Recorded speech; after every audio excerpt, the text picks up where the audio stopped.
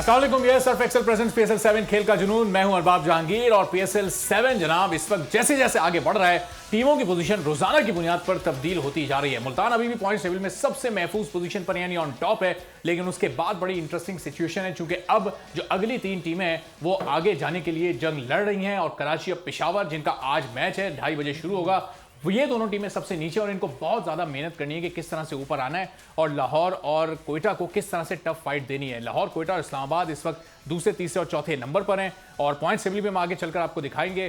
Javed my dad साहब cricket legend तो हमारे साथ होते ही हैं, पाकिस्तान की सुपरस्टार मारिया वास्ती भी हमारे साथ मौजूद हैं और वक्त ज़ाय किए बगैर हम सबसे पहले आएंगे आपके सवाल की जानिब जो जावेद भाई आपसे पूछना है, जिसका जवाब आप टेलीफोन लाइंस पर और फिर सोशल मीडिया प्लेटफॉर्म्स पर भी देते हैं और फिर रात को यानी जब हम 11 बजे आएंगे तो जावेद भाई का एक सिग्नेचर बैट भी आपको मिलता है। तो हमारे सबसे पहले जावेद भाई के पास चलते हैं, जरा वो सवाल कर लें, फिर अपनी इस डिस्कशन को भी शुरू करते हैं। जावेद भाई अस्सलाम वालेकुम। अस्सलाम वालेकुम। अस्सलाम वालेकुम, आप कैसे हैं? खैरियत से? आप बताइए, ठीक ठाक लग रहे हैं? कहाँ देख रहे हैं हमको? हेलो जी जावेद भाई, आवाज आ रही है तो जरा सवाल आप कर दीजिए आवाम के लिए ताकि फिर पब्लिक जवाब देना शुरू कर दे और फिर हम भी अपनी बातचीत शुरू करें। जी जावेद भाई, वो थोड़ा सा डिले फैक्टर है, इसको हम मैनेज करते हैं जरा। मेरा सवाल है, सबसे ज्यादा रन PSL में अब तक किसने किए हैं? नहीं, अच्छा PSL में आगे जावेद भाई, सबसे ज्यादा रन करने वाला कौन सा बैट्समैन है? अच्छा, सवाल ये कि PSL की तारीख में सबसे ज्यादा सिफर पर कौन सा खिलाड़ी आउट हुआ है? सबसे ज्यादा रन करने वाला हाँ, ये क्वेश्चन है जावेद, आपके पास थोड़ा पुराना आ गया, जरा ये अपडेटेड सवाल मैं दोहरा देता हूँ जो स्क्रीन पे आ रहा है। PSL की तारीख में सबसे ज्यादा सिफर पर कौन सा खिलाड़ी आउट हुआ है और इसके 4 ऑप्शंस हैं ना हमारी। कामरान अकमल, शाहिद आफरीदी, अहमद शहजाद, इमाद वसीम।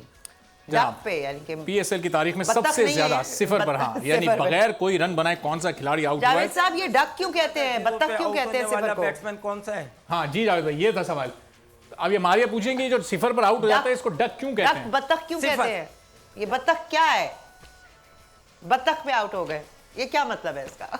पता नहीं, ये अपने अपने जबान में सब कुछ ना कुछ कह रहा होता है। कोई सिफर कह रहा होता है, कोई अंडा कह रहा होता है, कोई कुछ ना कुछ कह रहा होता है। तो ये हर एक के अपने ऊपर है, क्योंकि कोई भी बैट्समैन अगर आउट हो गया ऐसा है तो लाजिम बात है कि हर आदमी को थोड़ा गुस्सा तो चढ़ा हुआ होता है, वो उसके दिमाग में और दिल में जो होता है वो बोलता है, तो फिर ये डक बन गया।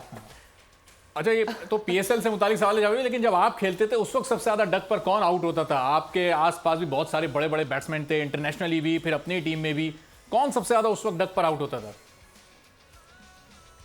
इधर वॉल पे जी, डक डक डक स्वैक स्वैक। लाजिम बात है, सबसे ज्यादा डक पे थे नॉन जो बेचारे बॉलर होते हैं जो एंड में आते हैं खेलने, उनके चांसेस ज़्यादा होते हैं। वैसे बैट्समैनों के तो बहुत ही कम होते हैं और ख़ास तो जितने हमारे साथ खेले हैं उनके इतने ज़्यादा मैं नहीं समझता कि इतने ज़्यादा डक किसी ने किए हों, क्योंकि मगर जो एंड में जो हमारे बॉलर्स होते हैं वो जो एंड में आते हैं उनका चांसेस जो है ना वो बेचारों के ज़्यादा होते हैं, वो ज़्यादा आउट हुआ है। हाँ, क्वैक क्वैक का। हाँ, और जब ज़ाहिर ये जब कोई डक पर आउट हो जाता है, अगर कभी आप भी ज़ाहिर एक आध बार अपने करियर में हुए होंगे, क्या महसूस होता है? यार पूरा चांस मिस हो गया, अभी तो 50 ओवर पड़े थे, मैं आया आउट हो गया और आज तो मैं 50 कर सकता था, 100 कर सकता था, चांस मिस कर दिया मैंने। ड्रेसिंग रूम में जाकर फिर क्या सोचता है बैट्समैन?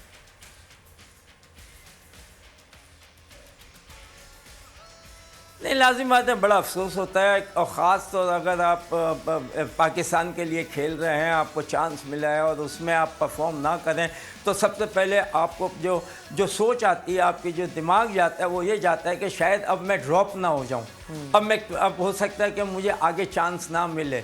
इसीलिए जो है सबसे ज़्यादा जो प्लेयरों पर, बैट्समैनों पर ये खौफ ज़्यादा होता है कि अगर मैं परफॉर्म करूं तो लाजिम बात है कि अगर उसके बाद आप एक इनिंग फेल भी हो जाएं मगर आपको चांस मिलता है, मगर आप पहले ही मैच में 0 करें आपका कॉन्फिडेंस 0 हो जाता है। सेकंड मैच में आपको चांस देने के लिए टीम सोच रही होती है मगर मिल जाता है अगर आप परफॉर्म करते। तो ये इस क्रिकेट का खेल ऐसे ही है और इसी तरह चलता है। हाँ, ज़्यादा डक जो है वो लाजिम बात है कि 9, 10, 11 में से ज़्यादा जो होते हैं वही होते हैं मगर डक पे कोई भी आउट होता है उसका बड़ा अफसोस होता है। बिल्कुल डक पे ढक अगर टीम लेना। हाँ, कल जैसे आजम खान भी आउट हुए, वो रन आउट हुए, शाहिद अफरीदी ने रन आउट किया, लेकिन जाहिर है और रन आउट होना तो बड़ी बदकिस्मती होती है कि आपने बट इफ यू face भी गुड नहीं किया। बॉलर तो फिर आपको टीम में फिर आई थिंक चांस मिलता है, इवन हाँ, इफ यू बिल्कुल नो, जाहिर है, क्योंकि बॉलर का वो काम तो bowling नहीं आप करना है और लूज बैटर का कर काम सकते। बैटिंग करना है। अच्छा, स्पेशल गेस्ट भी हमारे साथ आज मौजूद हैं और senior cricket analyst Iqbal Jamil साहब हैं, तो जरा आज के मैच से मुतालिक और ओवरऑल पीएसएल से मुतालिक भी उनसे बात करते हैं। इकबाल साहब, अस्सलाम वालेकुम। वालेकुम सलाम जी, how are you? I am fine Javed भाई सलाम अलैकुम। जावेद भाई द ग्रेट सलाम अलैकुम।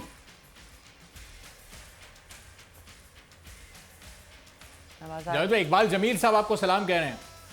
इकबाल जमील साहब भी हमारे साथ मौजूद हैं। जावेद भाई, आवाज अच्छा, वालेकुम सलाम भाई, आप कैसे हैं? खैरियत से हैं? बिल्कुल इकबाल भाई आई एम बिल्कुल परफेक्टली ऑलराइट, बिल्कुल फाइन। इससे पहले कि वो जो खातून ने एक सवाल किया था मारिया ने जी। कि जान ये डक डक हाँ। डक क्यों कहते हैं भाई? डक डक इसलिए कहते हैं कि डकलिंग से बना हुआ है, अंग्रेजी का लफ्ज है डक, जी। बत्तख, बट डकलिंग से इट हैज इनहेरिटेड और इसीलिए उसको डक कहते हैं। इसलिए कि आपने भी नोट किया होगा जब ये स्विम करती है पानी के अंदर तो बहुत स्लो चल रही होती, बहुत स्लो, बहुत फास्टर इनका पेस नहीं होता, इसीलिए इसको तशबीह दी गई है जीरो से और डक से। अच्छा, जहां तक ये बात है कि हाँ, डकलिंग से निकला है डक।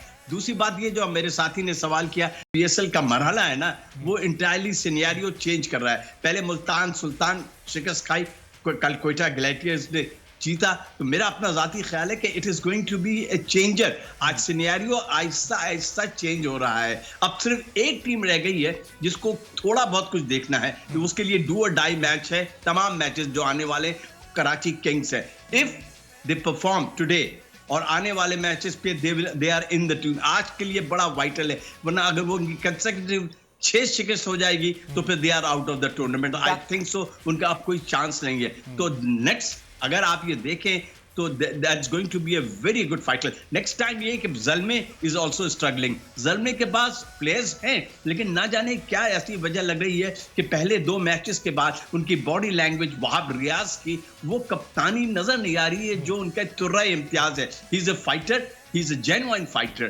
लेकिन I am very sorry to say कि he can't lead exactly जैसे सरफराज के साथ हुआ था। कल तो सरफराज ने कम बैक कर दिया and he played a gem of an innings and leading from the front। दूसरी मरतबा इस टूर्नामेंट में उन्होंने 200 से ज्यादा रन चेज किया। जावेद मियादाद साहब बैठे हुए इस वक्त, इनकी शान में मैं क्या कहूं, ये he is the legend, he is the textbook, he is an institution। Javed my dad is an institution cricket की दुनिया के अंदर और टेस्ट क्रिकेट के अंदर।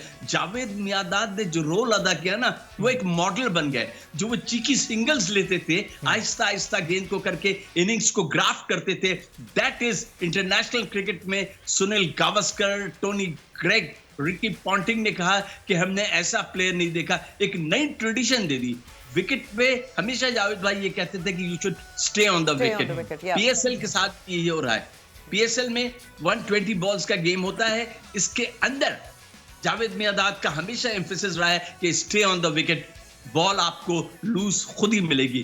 PSL is really really a turning point. और पहले ये होता था टॉस जीत के टीम जो अपोजिट को खिलाती थी, थोड़ा वो भी चेंज हुआ। फील्डिंग साइड भी अब जीत रही है। I think Javed my dad and people like him should be included in the PCB. और पीएसएल जो एक ब्रांड बन गया है ना, that's tremendous. I think international cricket के अंदर this is the second league जो सबसे हाईएस्ट जा रही है in terms of sponsorship and in terms of broadcasting. PSL का इतना, देखिए दुनिया के कहां नहीं जा रही है मैच। कैरेबियन जा रहा है, इंडिया के जो 6 चैनल्स हैं सोनी के, वो इसको दिखा रहे हैं, जबकि इससे पहले वो कभी नहीं दिखाते रहे। पीएसएल 6 तक उन्होंने कभी नहीं दिखाया, लेकिन अब इसकी पॉपुलैरिटी ये है, it's going to move in. और सबसे बड़ी बात मुझे ये लगता है कि नए नए टैलेंट उभर के सामने आ रहे हैं। मोहम्मद जमान, आपने ये कहा कि इसका एक पूरा तज्जिया पेश करें, तो मैंने यही बता रहा हूँ। एहसन अली 2 फाइन तो आपको मिल गई। डोमेस्टिक क्रिकेट से तो आपको कुछ नहीं मिलता। डोमेस्टिक क्रिकेट तो आपकी has gone down like anything, लेकिन जो इसमें फाइंड है, Mohammad Zaman is bowling really Lasith Malinga की तरह बॉल कराते हैं उनका एक्शन देख के, तो he is doing gem of within. Ehsan Ali is playing very very. जाहिर है कि पीएसएल का कराने का मकसद भी ये था कि नया टैलेंट सामने आया, पाकिस्तान में क्रिकेट को फरोग मिले, डोमेस्टिक क्रिकेट जो नीचे जा रही है उसका भी थोड़ा सा जरा उसको भी अपग्रेड किया जाए। तो जावेद भाई, ये डोमेस्टिक क्रिकेट पर क्यों इतनी तवज्जो हम लोग नहीं देते। आज का जो मैच है इस पर तो जरा, चूंकि इकबाल भाई ने डोमेस्टिक क्रिकेट का भी जिक्र किया, फिर आपकी वो टेस्ट क्रिकेट की इनिंग्स भी याद दिलाई जिस तरह से आप खेलते थे, एक वो भी अंदाज आज के बैट्समैनों में कम पाया जा रहा है। ये क्या इसकी वजूहात आप देखने जावेद भाई?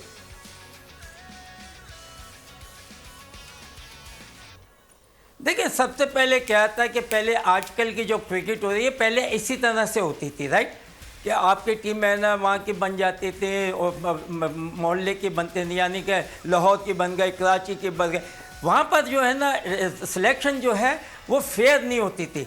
तो उसके बाद आपने देखा कि कादर साहब आए, उन्होंने देखा कि सबसे पहले पाकिस्तान में जो प्रॉब्लम है माशी प्रॉब्लम है, प्लेयरों के पास खेलना चाहते हैं, सामान नहीं है, पैसा नहीं है, खाने को नहीं है, घर वाले नहीं है। इस तरीके से ये क्रिकेट आई थी। और जब ये बैंकों की और डिपार्टमेंट की जो आज हम बात करते हैं, ये बिकॉज ऑफ द डिपार्टमेंट और ये जितने आए थे उसकी वजह से हमारी क्रिकेट ऊपर चढ़ी। क्योंकि एक आदमी ने ना सेक्रीफाइस किया और उसके घर में बच्चे भी पढ़े, सारा कुछ हुआ। ये तो क्रिकेट को, हमारी पाकिस्तान में क्रिकेट जो थी ये सबसे अच्छी हो रही थी।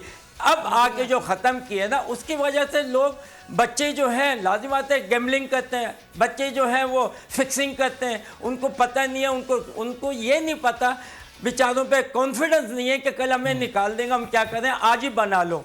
इस तरीके से क्रिकेट जो है ना हमारी बर्बाद की गई है। जो पहले थी बैंकों से और इदारों से क्या थी, बात वही थी, खेलते थे पाकिस्तान के लड़के, मगर हमारा competition one of the best होता था। क्योंकि मैं भी उसका खेलने वालों में से था। हबीब बैंक, यूबीएल, सबकी टॉप की टीमें थी। तो बैंक जो थे वो बड़े अच्छे लड़के लेते थे। हमारी first class cricket like best प्लेयरों के साथ होती थी। और इसी वजह से जो अभी आप नाम ले रहे हैं वसीम अकरम और ये पुराने क्रिकेटर, ये किस तरीके से आए हैं, because of cricket was different. अब हमारी क्रिकेट डिफरेंट हो गए। हम अब क्वालिटी में नहीं खेल रहे, हम क्वांटिटी में खेल रहे हैं कि बस खेले जा रहे हैं। आपको पता ही नहीं है, कोई जाता ही नहीं है, देखता नहीं है, ग्राउंड नहीं है, विकेट के किससे अगेंस्ट की है, बॉलिंग क्या थी, क्या अटैक था। तो ये बड़ा हमारा मुश्किल है। मैं अभी भी कहूँगा कि हमारे 1-2 टूर्नामेंट ऐसे होने चाहिए जो टफ हों, जिसके लिए ना पूरे पाकिस्तान में से प्लेयर निकल के और उनकी टीम में खेलें, तो हमें टेस्ट क्रिकेट में, वनडे क्रिकेट में कभी प्रॉब्लम नहीं होगी। इसीलिए दूसरी जब इंग्लैंड है, देखें वो पूरा काउंटी सीजन खेलते हैं और काउंटी सीजन में 3 टाइप की क्रिकेट खेलते हैं। बेंटन एजेस खेलते हैं, 40 ओवर्स खेलते हैं, 3 डेज खेलते हैं, 4 डेज खेलते हैं। तो उन्होंने क्रिकेट को ऊपर लेके आए। हमने अभी तक कुछ सोचा नहीं, हम तो नीचे जा रहे हैं। हमारा कोई भी आता है जो पैटर्न इन चीफ बनता है वो कुछ ना कुछ ख़त्म कर देता है। क्रिकेट का ना पता है कि एक चीज़ से कितना, क्योंकि बैंकों की वजह से आप देखें पाकिस्तान में सबसे पहले माशी की प्रॉब्लम है। लोगों के पास नॉट लाइक अदर कंट्रीज कि वहाँ की गवर्नमेंट जो है दे पे each and everything, they look after everyone, बच्चे से लेके बड़े तक उसको है ना कोई प्रॉब्लम नहीं होती। मगर कंट्री लाइक पाकिस्तान, जब तक यहाँ एक बच्चे का जरिया नहीं होगा, इसी वजह से बच्चे जो है ना फिक्सिंग में गए। उन्होंने कहा कि कल का हमारा पता नहीं है, आज जो बनाना बना लो, पैसा ही काम आता है। लेकिन लाजिम बात है, जब आप इस तरीके से क्रिकेट करेंगे 20 करोड़ आवाम में, तो आप मुझे बताओ 11 आदमी का क्या मतलब आपका रेशो क्या हुआ? लड़के कहाँ जाएंगे, कहाँ से प्रैक्टिस कर रहे हैं, पैसा कहाँ से लेके आए? और आपने डिपार्टमेंट भी बंद कर दिए। वो सबसे बड़ी है ना बड़ी, क्योंकि we were playing like a county cricket.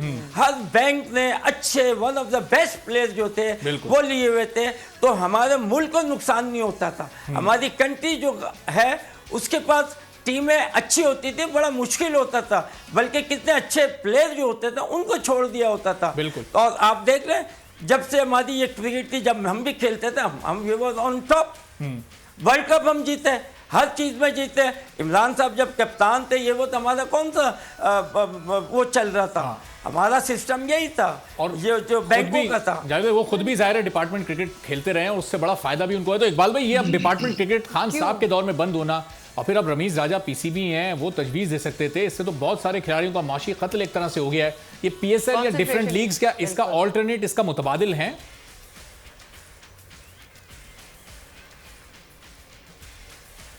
Iqbal साहब आपसे पूछा मैंने। इकबाल भाई आवाज आ रही है आपको?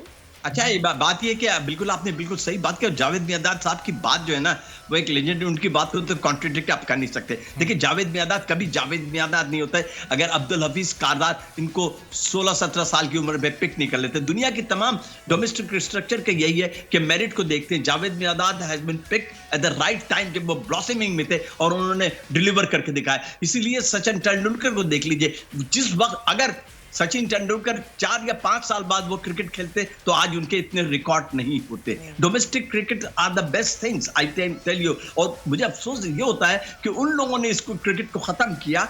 जावेद भाई की बात बिल्कुल सही है कि ये एक माशी कत्ल है। बहुत अच्छा पॉइंट रेज किया है।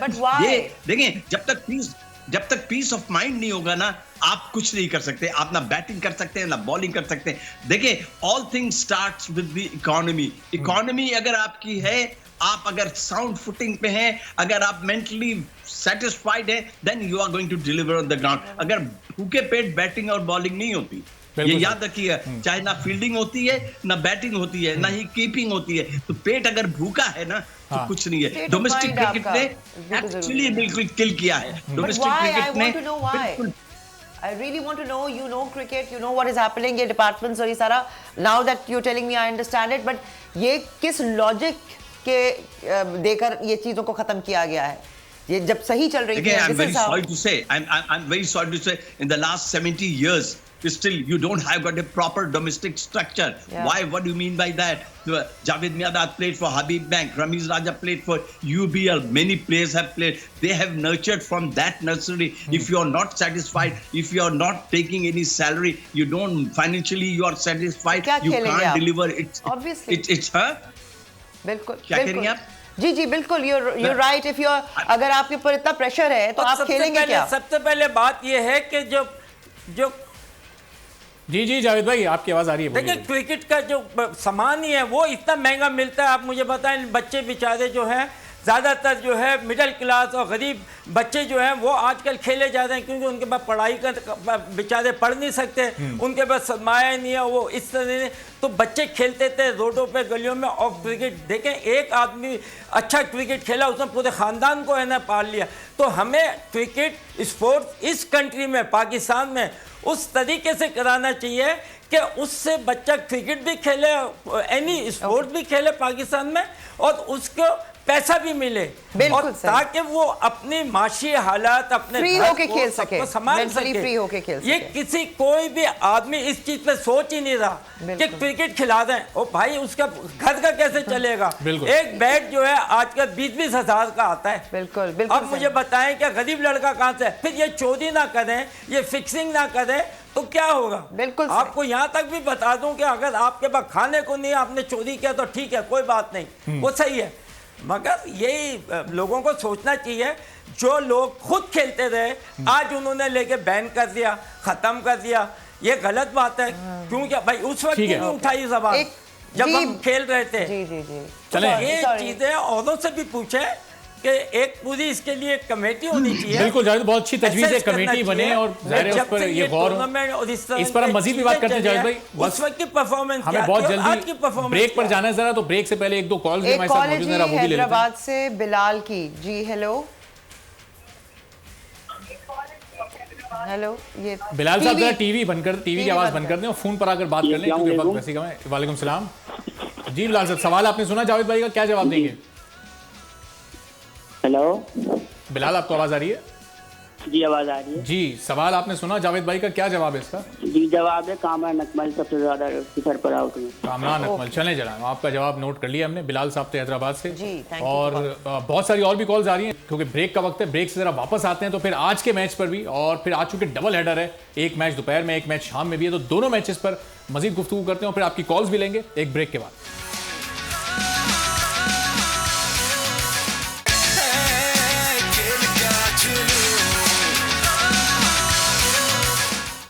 Welcome back in Surf Excel presents PSL 7 खेल का जुनून। और जनाब पेशावर और कराची का मैच कुछ ही देर में शुरू होने वाला है। 2 बजे इस मैच का टॉस होगा, लेकिन अब टॉस का जो ट्रेंड था पहले कि हर टीम टॉस जीतती थी, फील्डिंग करती थी, शुरू में बड़ी आसानी से मैच जीत लेती थी, फिर मुल्तान ने वो ट्रेंड चेंज किया और लाहौर जाकर तो बिल्कुल ही सूरत-ए-हाल अब चेंज हो चुकी है। बहरहाल इन दोनों टीमों ने आपस में कितने मैचेस खेल रखे हैं जरा ये भी हम देखते हैं मारिया कि पेशावर का पल्ला कराची के मुकाबले में बहुत ज्यादा भारी है और रात में भी हमने आपको दिखाया था कि तकरीबन डबल का फर्क है। देखें 11 मैचेस पेशावर ने जीते हैं और कराची सिर्फ 5 मैचेस जीतने में कामयाब रहा है। ये तो करीब है मैक्सिमम स्कोर और मिनिमम भी, हर चीज में पेशावर आगे। लेकिन जाहिर है कि क्रिकेट ऑन द डे खेली जाती है और जैसे जावेद भाई कहते हैं कि जो कुछ बाजी में हुआ है वो आप भूल जाएं और आज आप जाएं 100% अपना दें। और कराची इस वक्त टूर्नामेंट में ही 5 के 5 मैचेस हार चुका है। कुछ देर में हम पॉइंट टेबल भी दिखाएंगे। मैं सोच रही थी कि शायद ये कोई बहुत ही अमेजिंग स्ट्रैटेजी हो कि जी शुरू में हम आराम करेंगे, उसके बाद एंड पे जाके हम अपना जादू दिखाएंगे। और मुल्तान ने सोचा हो कि हम अभी खेल रहे हैं, पहुंच गए, हम क्वालिफाई कर लिया, अब हम जरा थोड़ा सा आराम करेंगे। आराम और फिर इतना लंबा आराम ना हो ना कि बस आराम के बाद आप घर जाके भी आराम देर आए दुरुस्त आए, ये बिल्कुल ही देर हो जाए। अब जावेद भाई ये कराची 5 मैचेस हार चुका है, आज अपना 6ठा मैच और लाहौर में पहला मैच खेल रहा है और पहला डे मैच भी खेल रहा है इस PSL में। अब ये सारी चीजें मिलकर बाबर आजम पर, कराची पर कितना प्रेशर क्रिएट करेंगी। 5 मैचेस हारे हुए हैं, पहली बार कप्तानी कर रहे हैं, प्रेशर ही नहीं ले रहे, प्रेशर ही नहीं ले रहे। प्रेशर तो हाँ प्रेशर ही नहीं ले रहे, वो तो सोच रहे हैं बस कोई भी हारे जीते कोई फर्क ही नहीं पड़ा। जी जावेद भाई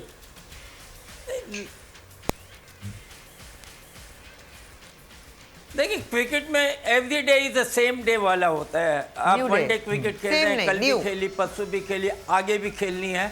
बस ये होता है कि जब आपने खेली होती है तो उसमें अगर परफॉर्म किया होता है तो आपका कॉन्फिडेंस जो है वो बेहतर हो जाता है।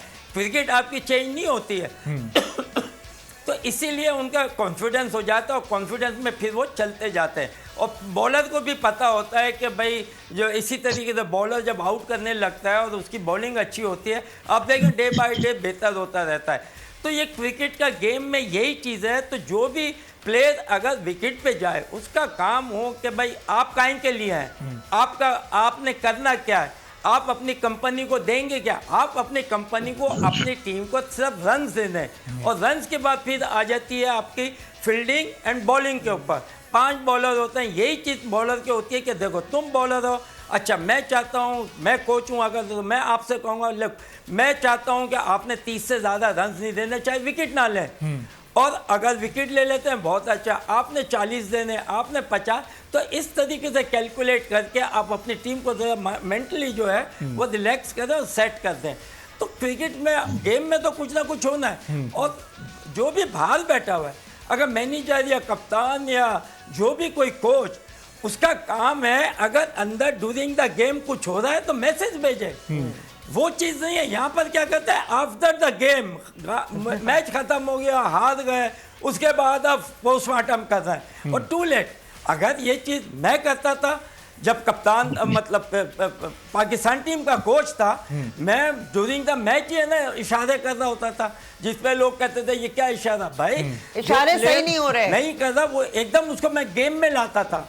ये लोगों को पता नहीं, आप अपना जो कंसंट्रेशन है वो लूज कर जाते हैं और आप अच्छे प्लेयर होते हैं। अगर आपको उस वक्त कोई चीज़ आदमी बोले और बताए, आप दोबारा उसी में आ जाते हैं, फिर वही टाइम आपका रहता है जो आप करते आ रहे हैं।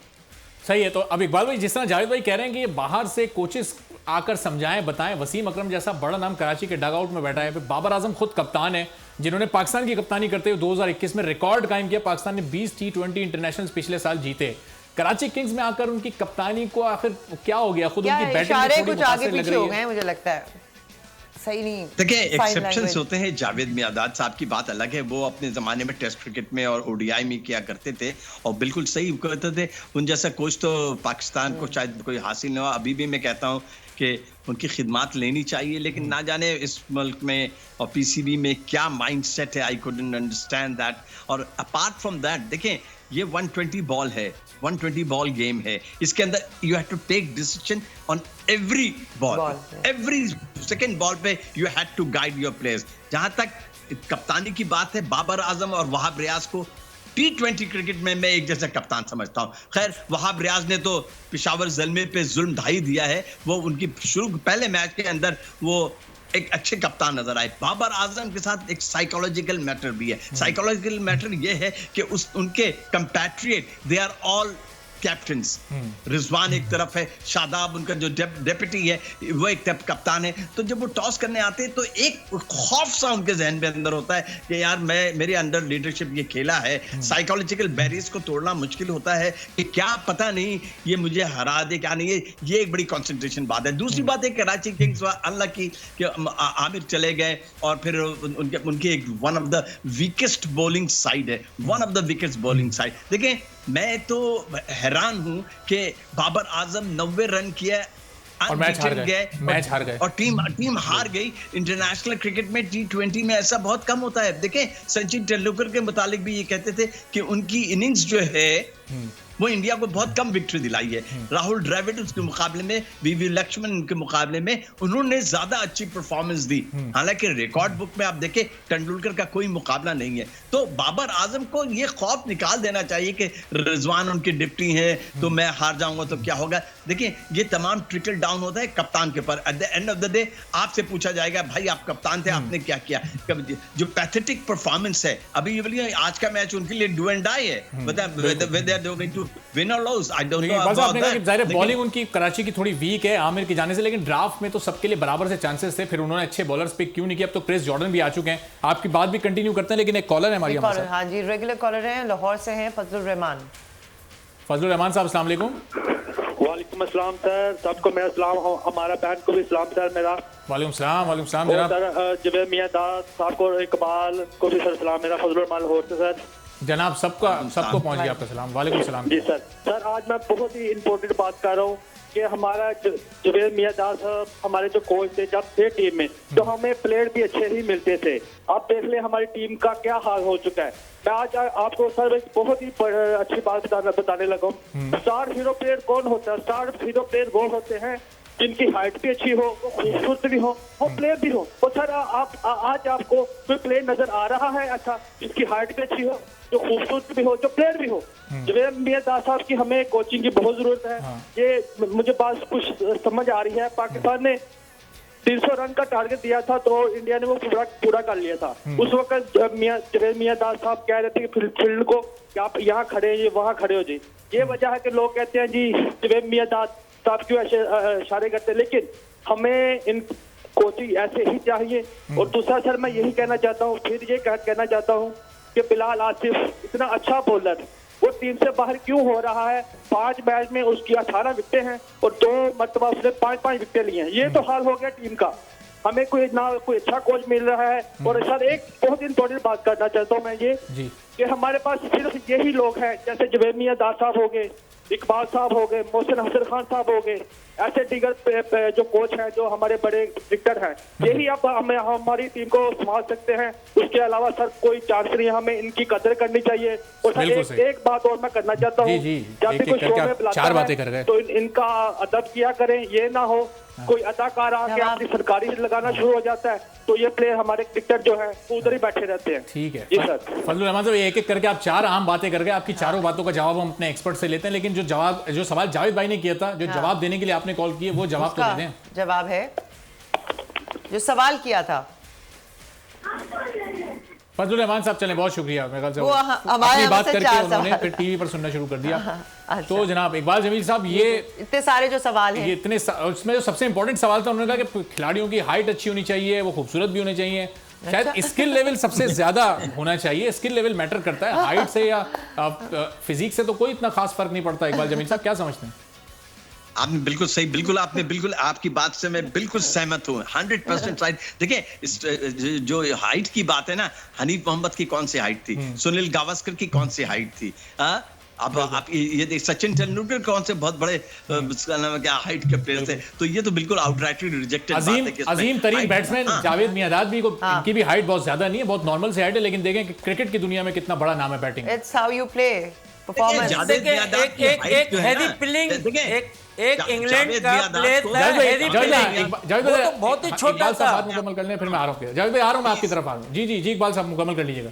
जावेद मियां दाद साहब की बात आप निकाल दीजिए। जावेद मियां दाद हाइट से नहीं खेलते थे। जावेद मियां दाद की जो थी वो इतनी हाइट होती थी, इतनी ऊंची होती थी कि जनाब उनको उनकी लेंथ नहीं नापी जाती थी। वो उनकी क्रिकेट इतनी ऊंची थी। इंटरनेशनल क्रिकेट में, टेस्ट क्रिकेट में, मैं आपको आज भी बता रहा हूं, मैं गारंटी देके बताता हूं, चाहे वो इंग्लैंड हो, चाहे वो ऑस्ट्रेलिया हो, चाहे वेस्ट इंडीज, जावेद मियांदाद ने जो सेटिंग एंड एग्जाम्पल किया, जो सिंगल्स के लेने का, जो विकेट पे लॉन्गर ड्यूरेशन के साथ, आप ये देख लीजिए 1992 का वर्ल्ड कप का स्कोर देख लीजिए आप। The way this man batted, cheeky singles लेके टीम को इसने जिताया। मतलब एक एक रन जो था वो ले रहे थे, वो बाउंड्रीज पे नहीं जा रहे थे, वो straying on the wicket and have a ट्रेमेंडस concentration. English bowling was very good, but this gentleman stayed on the wicket and Pakistan. चलें इस पर जावेद साहब भी कोई कमेंट करना चाह रहे हैं इकबाल साहब, लेकिन छोटा सा ब्रेक हम ले रहे हैं। ब्रेक के बाद जब वापस आएंगे तो भी जावेद साहब से पूछेंगे कैसे यानी के साथ सिंगल्स निकाल लेते थे, और इस पर जो कमेंट करेंगे वो भी लेंगे एक ब्रेक के बाद। देखते रहिए सर्फ एक्सेल प्रेजेंट्स PSL 7 खेल का जुनून।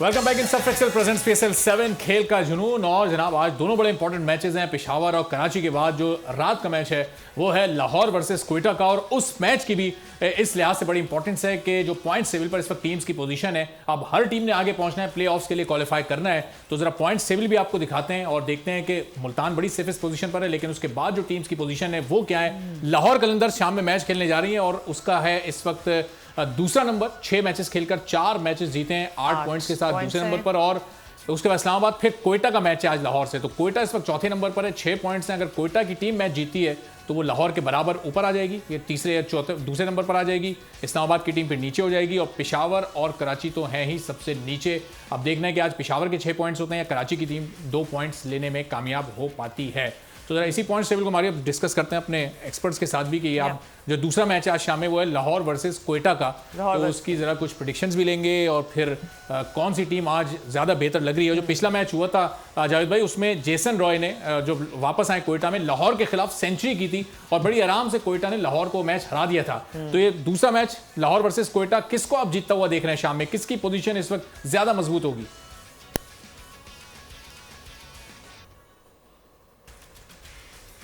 देखिए, एक टीम अगर कल परसों खेली है और वो लाजिमत जीती है तो लाजिमत उसका कॉन्फिडेंस थोड़ा हाई होगा। एक टीम अगर काफ़ी देर के बाद खेल रही है उसका कॉन्फिडेंस जो है थोड़ा डिफरेंट होगा। अब देखना ये है कि मगर क्रिकेट में कभी भी कुछ कहा नहीं जा सकता। आपके पास प्लेयर अच्छा, कोई भी प्लेयर, आपकी स्ट्रेटेजी जो है वो होनी चाहिए कि टीम में जो आपके कोच हैं वो अपनी टीम को किस तरीके से लेके जा रहे हैं और किस तरीके से उनका फीडबैक कर रहे हैं उनको, तो ये सबसे ज़्यादा इन्वॉल्व होता है। तो प्लेयर जो है वो लगता है कि अभी भी खेल रहे क्रिकेट, उसको ये नहीं पता चलता कि मैंने 3 दिन से 5 दिन से मैंने क्रिकेट नहीं खेली है।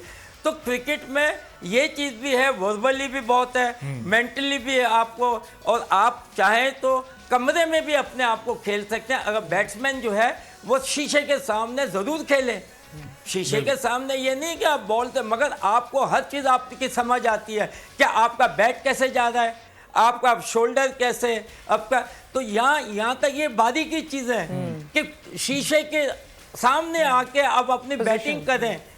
खेलते नहीं है मगर आपका जो सामने जो सब चीजें आ रही होती हैं, आप इससे मुत्तफिक है, आपको कॉन्फिडेंस है, या आपका पैर कैसे आ रहा है, बैट कैसे आ रहा है, तो आप अपने आप को खुद ही चेंज कर लेते हैं। आपको पता होता है कि यार मेरा ये चीज़ सही नहीं आ रही है जो आनी चाहिए यूं। तो क्रिकेट में डे बाय डे जो बच्चे सुन रहे हैं, देखें अच्छे प्लेयर, मगर आप अपने आप को घर में भी एक मिरर के सामने खड़े होके बात भी करें और देखें भी और अपने शॉट भी है ना खेलें, तो आपको खुद ब खुद यू डोंट नीड एनीबॉडी, आप अपने आप को खुद अपने ऊपर लेके जा सकते हैं। राइट, बहुत ही जबरदस्त और कीमती टिप्स हैं, ये चीजें हैं क्या आप सोच नहीं सकते।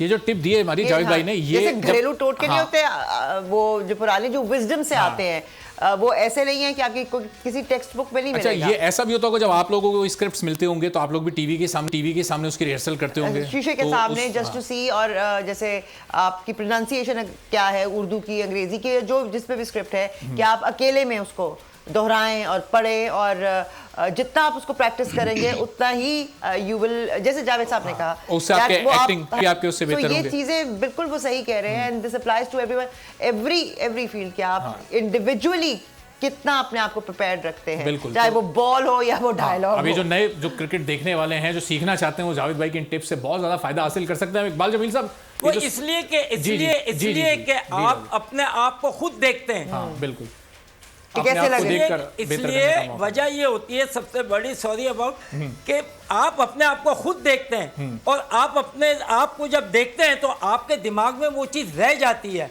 अगर कोई दूसरा आदमी कहता है तो बाज़ दफा आदमी इधर सुनता है, इधर निकाल देता है, इमेज होता है आपके। अपने आप देखेंगे तो लाजमत है वो रिमेन देगी ऑल ओवर जब तक आप इस दुनिया में। सही।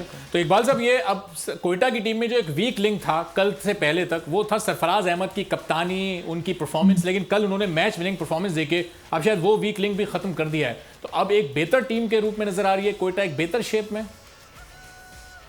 देखिए, जब से ये जेसन रॉय टीम में आए ना, वो एक ऐसा प्लेयर है, इंग्लिशमैन, ऐसा प्लेयर, ऐसा स्ट्रोक प्लेयर है कि सिंगली वो मैच जिता सकता है, single handedly. He has got all the shots, he has all the potential, he has got very he executes cuts and pulls like anything। तो वो एक खतरनाक है। दूसरी बात है कि टीम के अंदर एक बड़ा वाइटल फैक्टर आ गया है, उमर अकमल की वापसी। कल उसने 8 गेंदों पे जो इनिंग्स खेली है वो एक ट्रेमेंडस इनिंग थी। मतलब मेरे हिसाब से तो मैन ऑफ द मैच उसको होना चाहिए था कि he played like a GeM.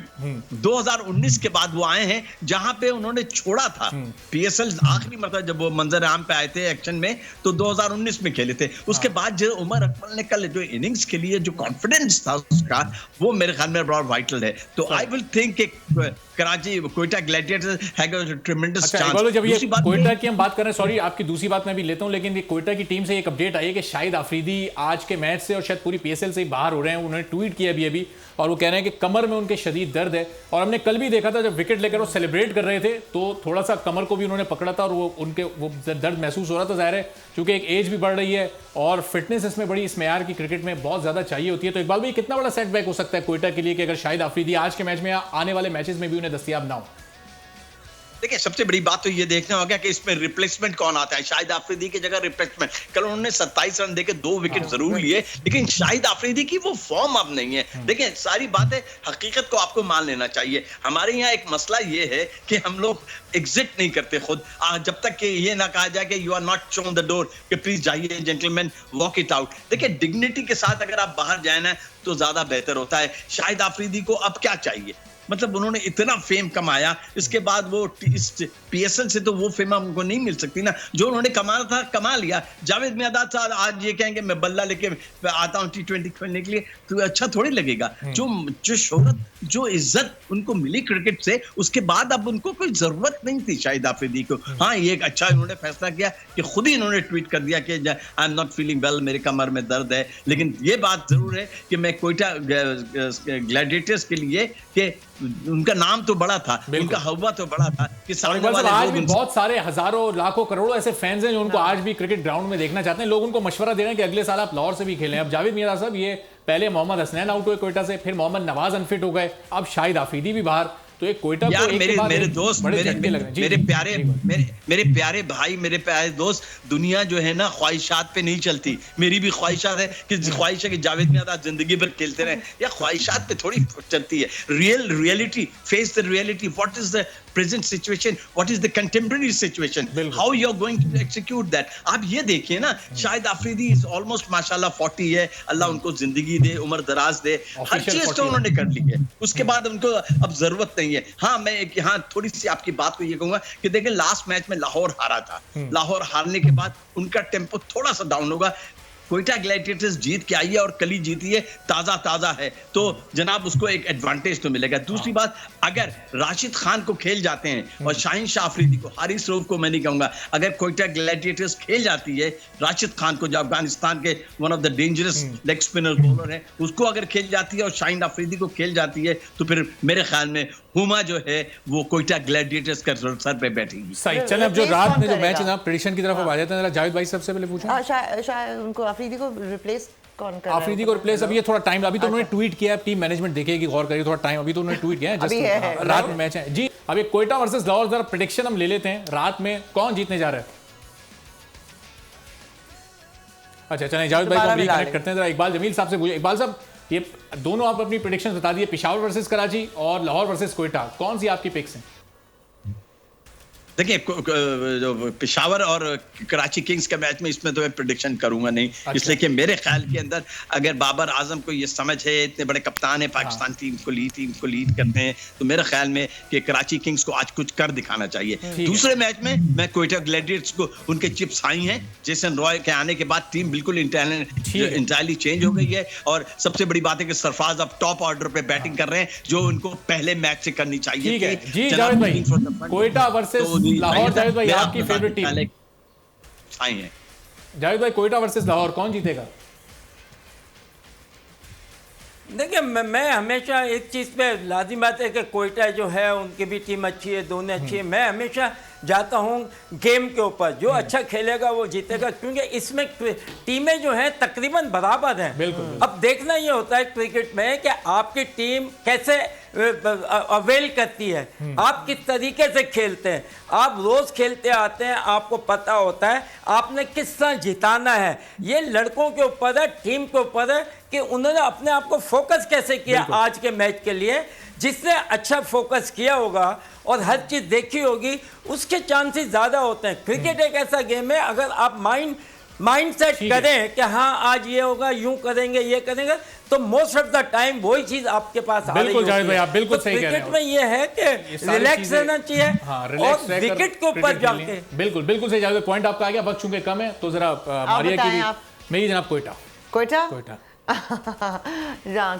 Quetta चलें जनाब, मारी और मेरी भी कोयटा, और हम देख रहे हैं कि फ़हीम की लाहौर कलंदर्स इस वक्त शो हो रही है। बहुत बहुत शुक्रिया इकबाल जमील साहब, आप आए, अपने वक्त दिया, बहुत मज़ा आया आपसे गुफ्तगू करके। जावेद भाई आपका भी बहुत शुक्रिया, रात में आपसे तो मुलाकात हो रही है। यहाँ दोनों मैचेस के बाद हम देखेंगे। मैं तो कराची के ऊपर फोकस हूं कि how Karachi is going to play. मेरा इस वक्त जो है ना सबसे ज्यादा ये बहुत इंपॉर्टेंट, अगर ये मैच भी कराची हारता है तो फिर टूर्नामेंट में कराची का सफर मजा नहीं आएगा ना। आई मीन आई थिंक खत्म ही हो जाएगा। हाँ, तो अब ये दोनों मैचेस हम देखते हैं जनाब, और मैचेस को एंजॉय करेंगे, आप भी एंजॉय करें। फिर रात 11 बजे दोबारा आपसे मुलाकात होगी सर्फ एक्सेल प्रेजेंट्स PSL 7 खेल का जुनून में। इजाजत दीजिए, अल्लाह हाफिज।